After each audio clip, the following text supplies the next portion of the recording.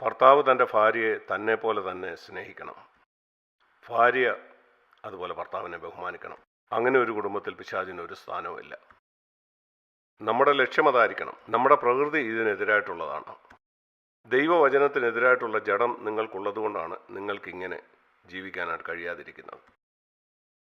ആ ജഡത്തോട് പൊരുതുക, ദൈവവചനത്തെ അനുസരിക്കുക. നിങ്ങളുടെ കുടുംബത്തിൽ കാല് വയ്ക്കാനായിട്ട് പിശാചിന് ഇടം കാണുകയില്ല. ഇതിൻ്റെ പ്രയോജനം ആർക്കാണ് കിട്ടുന്നത്? നിങ്ങളുടെ മക്കൾക്ക്. എന്തുകൊണ്ടാണ് ഇന്ന് അനേക വിശ്വാസികളുടെ മക്കൾ തെറ്റായ വഴിയിൽ പോകുന്നത്? ദയവ് ചെയ്ത് കുഞ്ഞുങ്ങളെ കുറ്റപ്പെടുത്തരുത്. മാതാപിതാക്കളാണ് പിശാചകത്ത് വരാനായിട്ട് കതക് തുറന്നു കൊടുത്തത്.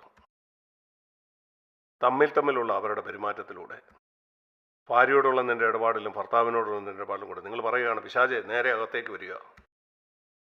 മുമ്പിലത്തെ വാതിലൂടെ അവൻ വന്നില്ലെങ്കിൽ പുറകിലത്തെ വാതിലൂടെ വരും.